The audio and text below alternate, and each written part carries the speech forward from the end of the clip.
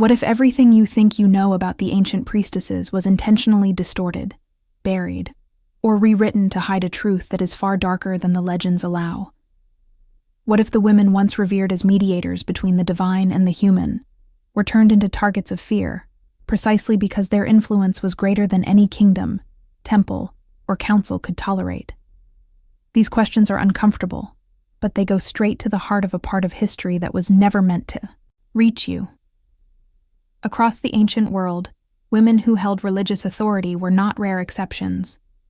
They were central pillars in rituals, oracles, healing traditions, and spiritual practices that shaped entire civilizations. Yet the deeper you look into the archaeological and historical record, the more you see a pattern. Their roles were rarely erased by accident. Their disappearance was intentional, systematic, and highly strategic. These women were often the intellectual, spiritual, and cultural backbone of their societies, and for rising political powers, that made them dangerous. So the narrative changed. The sacred became suspicious. Wisdom became subversion. The same voices once praised for interpreting signs, guiding kings, and protecting communities were suddenly framed as threats to order. The shift was not random. It was calculated. And once the machinery of power began its silent reconfiguration, the image of the priestess transformed from honored guardian to disruptive force. The darker truth is that many of these women did not simply fade into obscurity. They were pushed there. That is why uncovering what truly happened matters. These stories reveal the mechanisms by which societies decide who deserves honor and who must be silenced. They expose the fears that powerful men carried, and the lengths institutions would go to maintain control. And the more you uncover, the clearer it becomes that many of the persecutions associated with the Middle Ages had roots much older than we were taught. The violence, the accusations, the trials, the punishment rituals, all of it had a blueprint forged thousands of years before. Before we dig deeper into this hidden past, let me ask you something. Have you ever wondered how many other parts of history were intentionally reshaped to hide uncomfortable truths? If this beginning already raises questions in your mind, share your thoughts in the comments. Understanding this content gives strength to the discussion, and your comment helps keep these forgotten stories alive. If the topic resonates with you, leave a like and check if you are already subscribed to the channel. It helps this investigation continue. What you are about to discover may surprise you even more, as the layers beneath this narrative only grow more unsettling as we move forward, and the next revelations push this story into even deeper territory. The deeper you follow the hidden threads of this story, the more you begin to see a shift that did not happen overnight. In the earliest stages of many ancient civilizations, the presence of women in spiritual authority was not only accepted, it was essential. Communities relied on female intermediaries to interpret dreams, guide rituals, heal the sick, and speak the language of the divine. These roles were not symbolic decorations. They were positions of real influence, shaping decisions that affected every layer of society. But influence has a peculiar way of attracting attention, especially when new powers begin to rise. As kingdoms expanded, hierarchies hardened. Political structures that once coexisted with female spiritual authority became increasingly uncomfortable with the idea of shared influence. The priestess, with her ability to sway decisions through ceremony, interpretation, and sacred legitimacy, represented something inconvenient for emerging rulers who sought absolute control. And so, slowly, almost imperceptibly at first, a transformation began. The admiration that surrounded these women shifted into suspicion. Their autonomy was recast as instability. Their knowledge was reframed as unpredictability. What had once been celebrated as sacred intuition became labeled as something dangerous. You can trace this change in the legal codes, temple reforms, and inscriptions from several ancient societies. Women who once entered the inner sanctuaries were pushed toward the periphery. Rituals they led were modified, restricted, or absorbed into male-dominated priesthoods. Even the language in surviving texts reveals the shift. Terms once associated with honor gradually became associated with disorder or impurity. This was not an accident of translation. It was the deliberate construction of a new narrative, one in which the most influential women of the past needed to be minimized, replaced, or erased. But even as these transformations took place, many communities resisted. Oral traditions protected stories that official histories tried to suppress. Families passed on memories of women who stood at the center of spiritual life, refusing to let their image be distorted without a fight. Yet political power tends to outlast memory, and over generations the most powerful tool of all began to operate: forgetting. Once the idea took hold that female authority threatened male governance, the path toward persecution became not only possible, but almost inevitable. This shift did not happen through one empire or one religion alone. It unfolded through centuries of gradual pressure, rewriting, exclusion, and fear. And once that fear took hold, it created the perfect environment for the next phase of the transformation, where suspicion evolved into accusation, and accusation evolved into punishment. The seeds were planted long before the Middle Ages, and the consequences would grow far beyond what those early rulers imagined, shaping destinies and destroying entire lineages of sacred women whose only crime was holding knowledge others wanted to control. As you move deeper into the origins of this transformation, you begin to understand that the demonization of ancient priestesses was not a spontaneous cultural shift, but a coordinated strategy that unfolded slowly, generation after generation. Once political leaders recognized that reducing female spiritual influence made governance easier, the next step was to redefine the image of the priestess in the collective imagination. This was not done through open confrontation. It was done through language, symbolism, and subtle distortions that gradually reshaped how society perceived feminine authority. In early records, you can see how descriptions of priestesses began changing. Their roles, once narrated with reverence, began to be framed as volatile or irrational. Rituals that had long been celebrated were reframed as manipulative performances. Healing practices became suspicious. Prophetic insights were labeled as emotional excess rather than divine communication. Each alteration may have seemed harmless in isolation, but together they created a new emotional atmosphere, one in which trust slowly eroded and doubt quietly expanded. This tactic was remarkably effective because it did not attack the women directly, at least not at first. Instead, it attacked their credibility.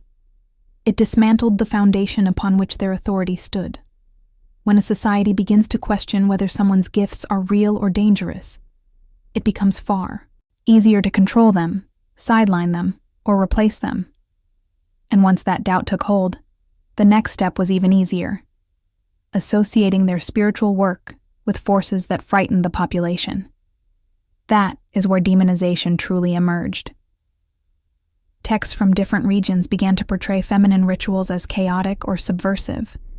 Symbols associated with fertility, intuition, and transformation were gradually twisted into symbols of disorder or threat. Stories that had once honored the connection between women and the divine were rewritten with darker undertones. The narrative became clear. These women were no longer mediators of light, but potential channels of something disruptive. This shift did not reflect reality. It reflected fear. It reflected the needs of institutions that could not tolerate shared influence. This rhetorical strategy grew stronger as religious authorities consolidated power. Every time a sacred tradition was reorganized or codified, another layer of female authority was stripped away. The public did not always notice the change, but the psychological impact was profound. When spiritual leadership becomes associated exclusively with masculine order, the feminine is automatically pushed into the realm of instability or risk. And once society accepts this tension, persecution becomes not an act of cruelty, but an act of protection in the minds of those shaping the narrative. That is how priestesses, once central to spiritual and political life, became framed as potential threats. Not because they changed, but because the story around them changed. This narrative reconfiguration laid the foundation for more explicit forms of oppression that would rise in later eras, forming the ideological root upon which future accusations, trials, and punishments would be built. And as this new perception solidified, the space for women in spiritual leadership shrank further, creating conditions that would soon evolve into far more aggressive forms of control. As the narrative surrounding feminine spiritual authority continued to darken, the consequences grew far more concrete. It was no longer just a matter of casting doubt on the intentions of these women or altering the descriptions of their rituals. Institutions began to take direct action, rewriting the fabric of ceremonial life in ways that removed women from roles they had held for centuries. When a society seeks to erase a form of power, it rarely begins by attacking the person. It begins by attacking the practice. And that is exactly what happened.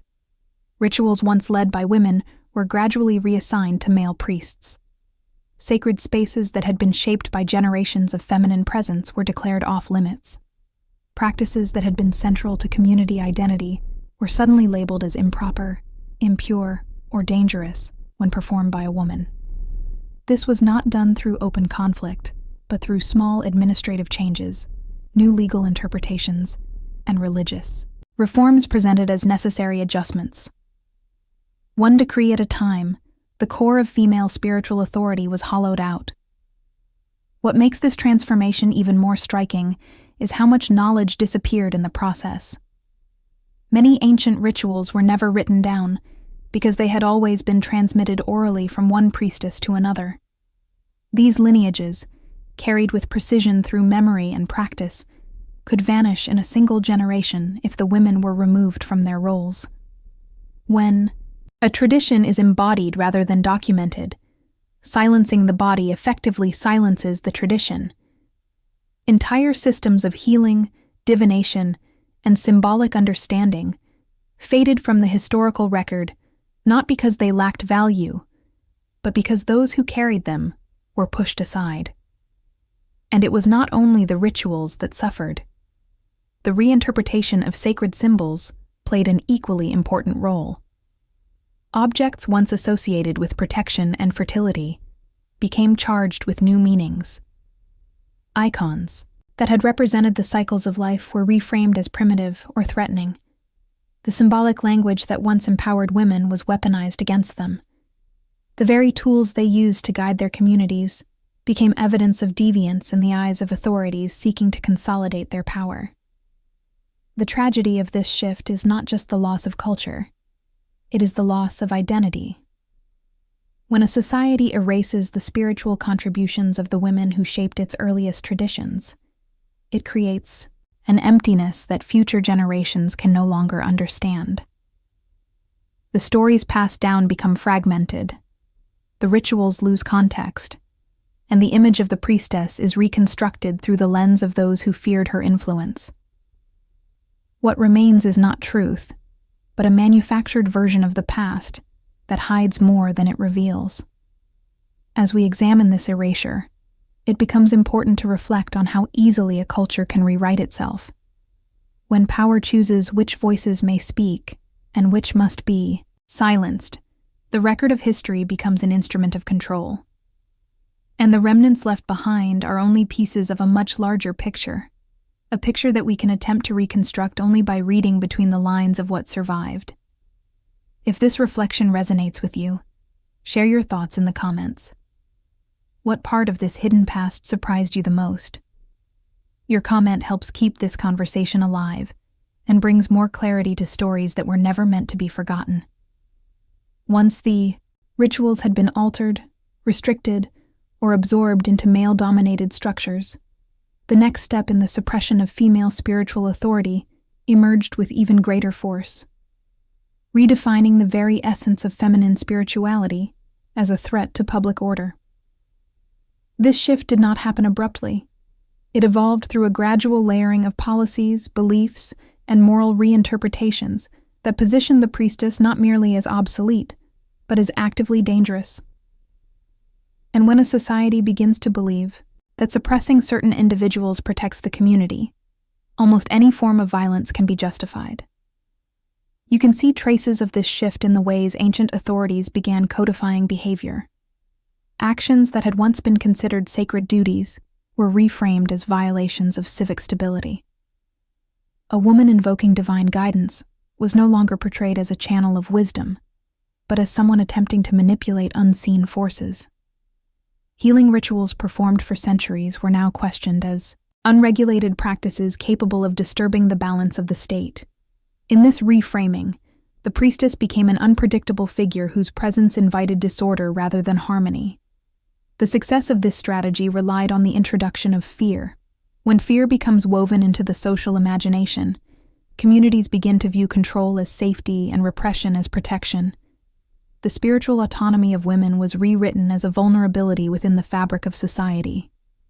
And with every new decree, reform, or symbolic reinterpretation, the gap between what priestesses had been and what they were allowed to be only widened. The deeper this narrative embedded itself, the easier it became to enforce restrictions without facing resistance. Another important factor in this shift was the rising influence of institutions that sought to monopolize spiritual interpretation. When a religious structure claims exclusive rights to define what is holy, what is allowed, and what is forbidden, it cannot tolerate independent centers of power. Priestesses represented precisely that challenge. Their traditions, which originated outside codified doctrine, offered forms of wisdom that were difficult to regulate or absorb. As a result, these institutions began portraying feminine spirituality as incompatible with the emerging moral order, reinforcing the idea that such practices endangered the unity of the community. Yet this portrayal had little to do with truth. It had everything to do with power.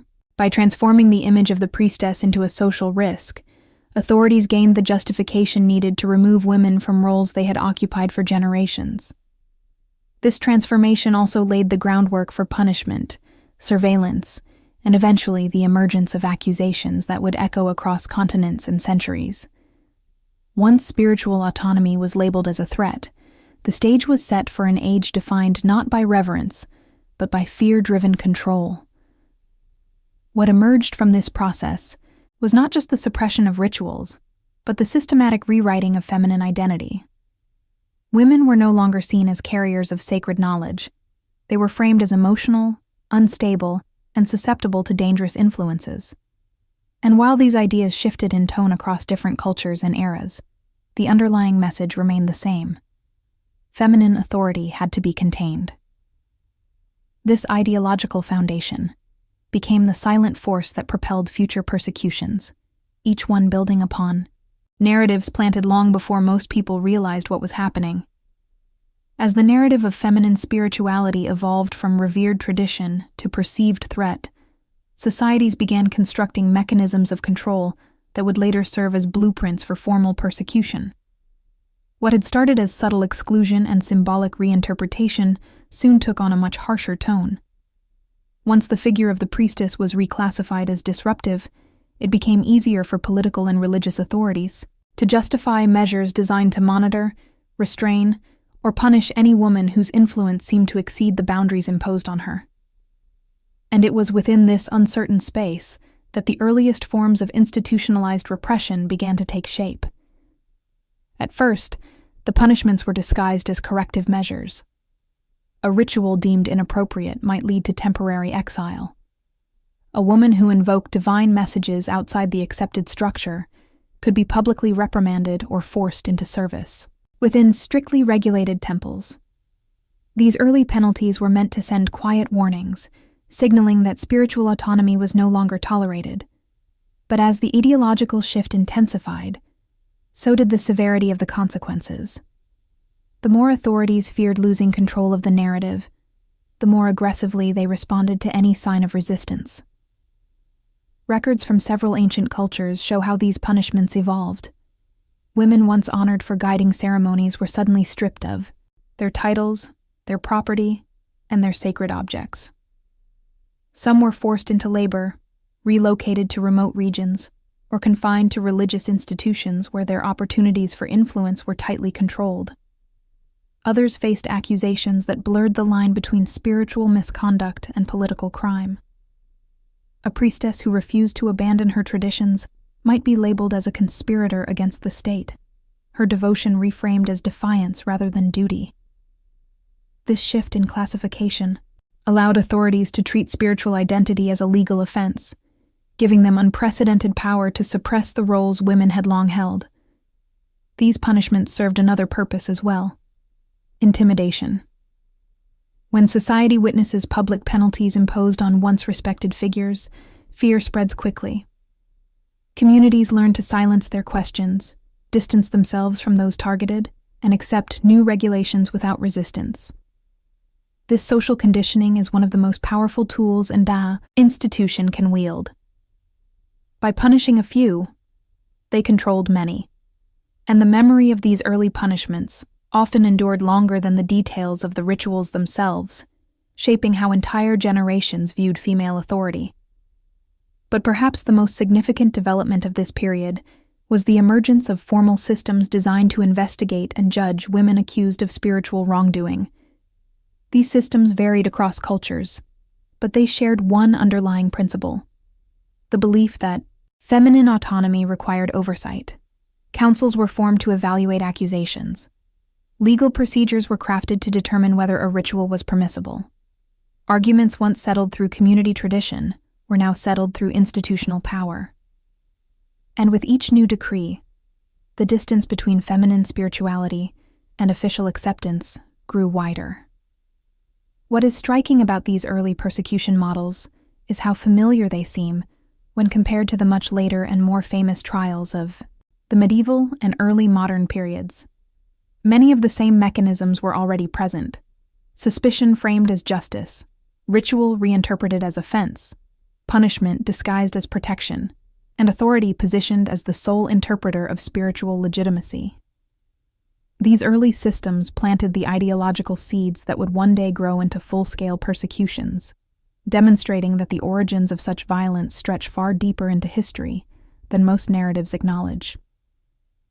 And as these frameworks solidified, they prepared the ground for an even darker stage of suppression, where individual cases would be transformed into stories meant to terrify entire societies and extinguish any remaining memory of the women who once stood at the heart of ancient spiritual life.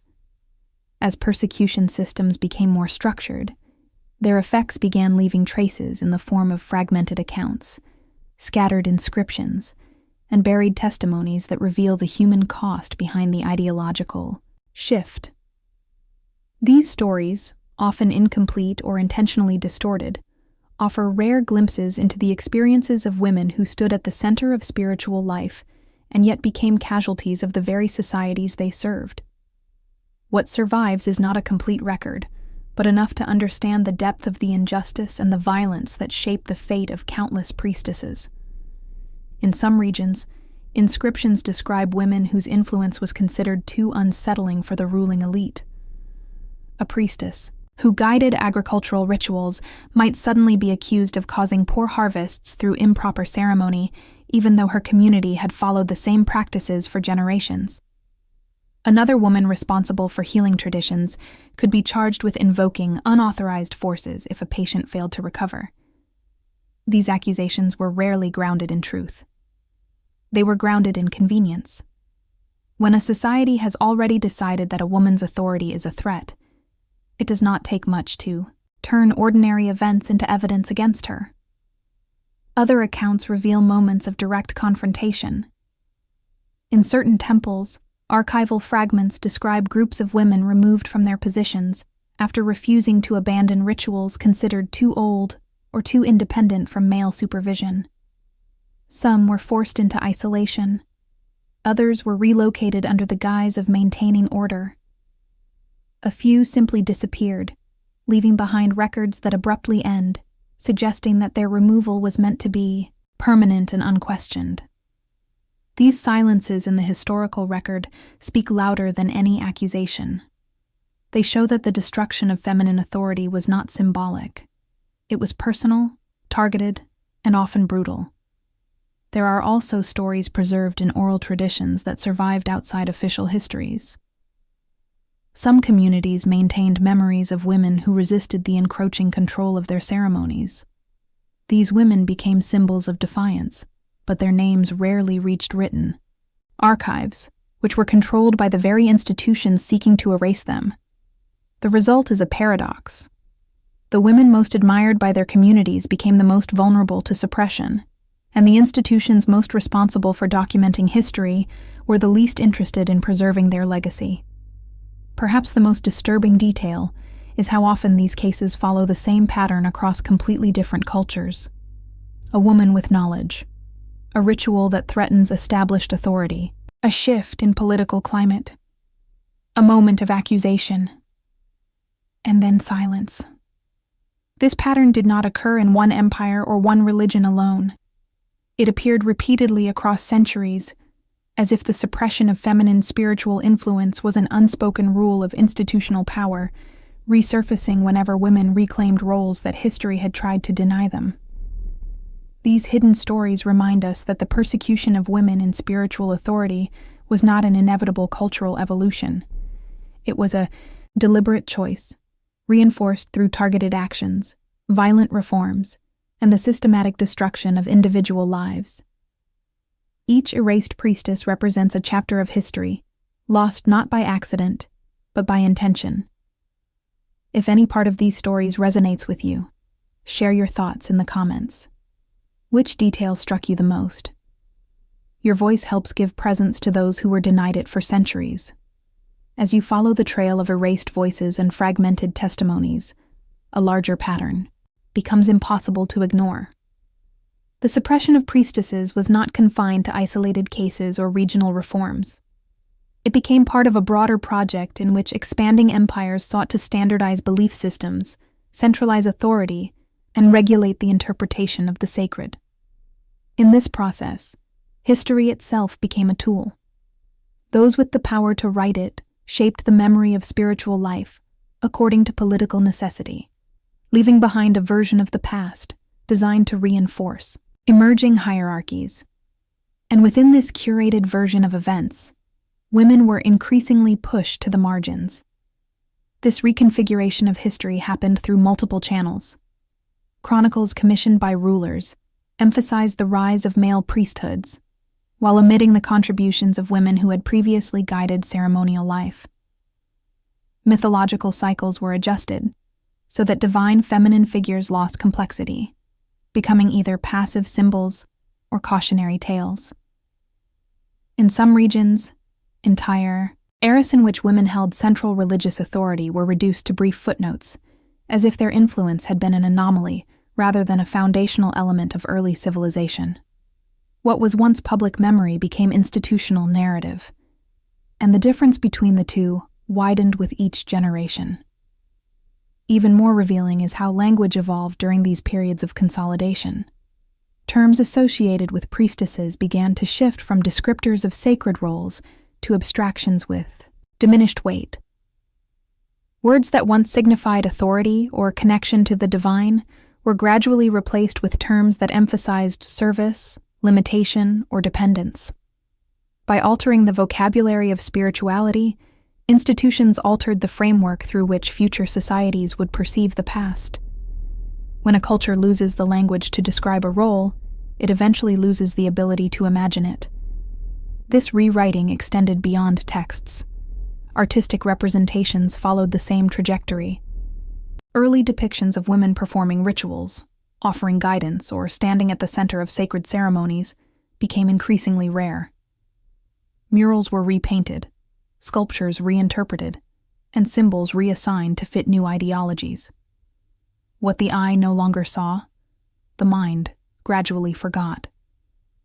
Visual memory, like written memory, became a silent accomplice in distancing women from positions once considered essential.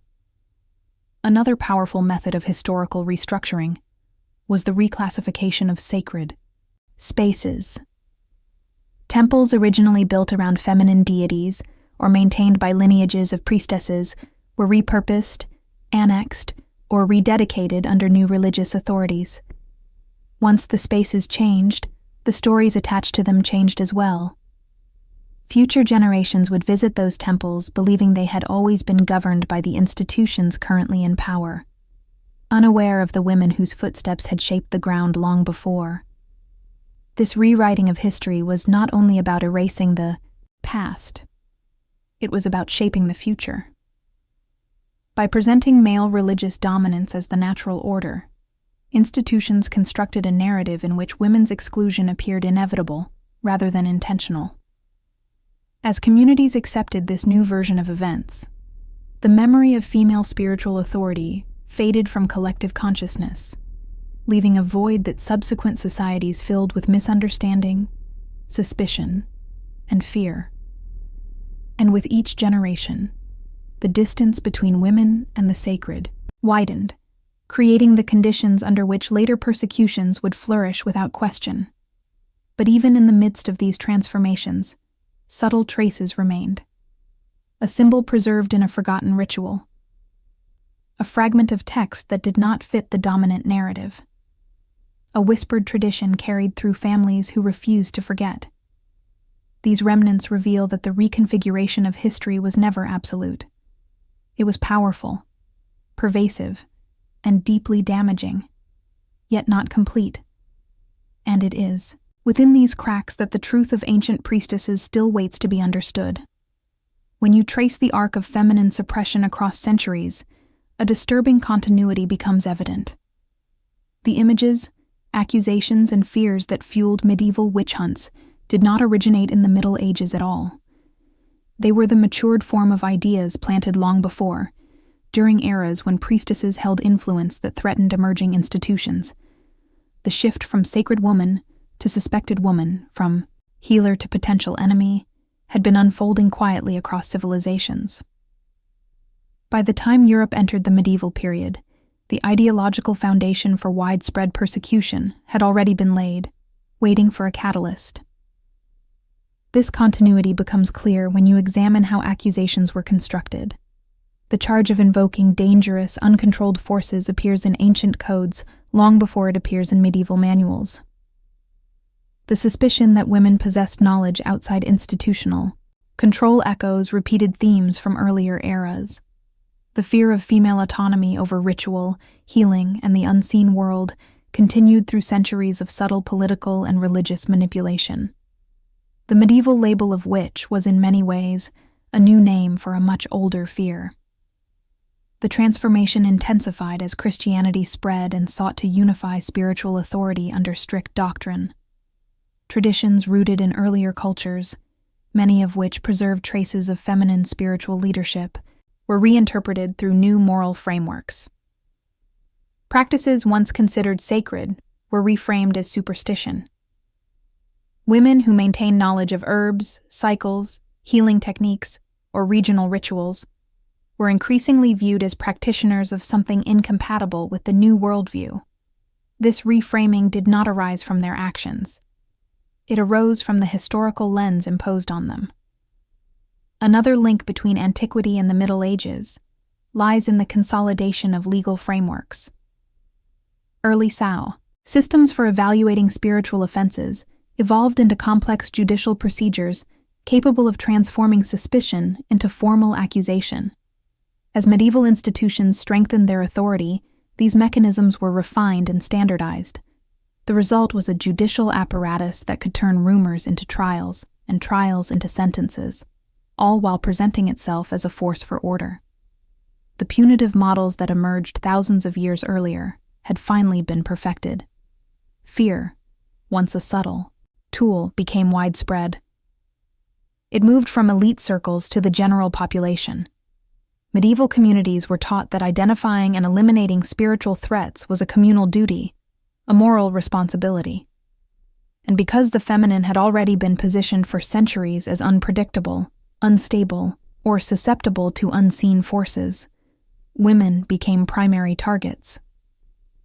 The ancient narrative of suspicion found its medieval expression in public accusations, confessions extracted under pressure, and a level of violence the ancient world could not have imagined, but had inadvertently prepared. The transition from priestess to witch was not a sudden collapse of cultural memory. It was the final step in a long process of ideological erosion. The same spiritual authority that once placed women at the center of community life became the justification for their persecution when interpreted through the lens of fear and control. And the stories that had been rewritten, distorted, or erased resurfaced in new forms, shaping identities and destinies across an entire continent. Yet even as persecution reached unprecedented levels, older echoes never fully disappeared. Some rituals survived in disguised forms. Some healing traditions continued quietly. Some women inherited knowledge without knowing its origins.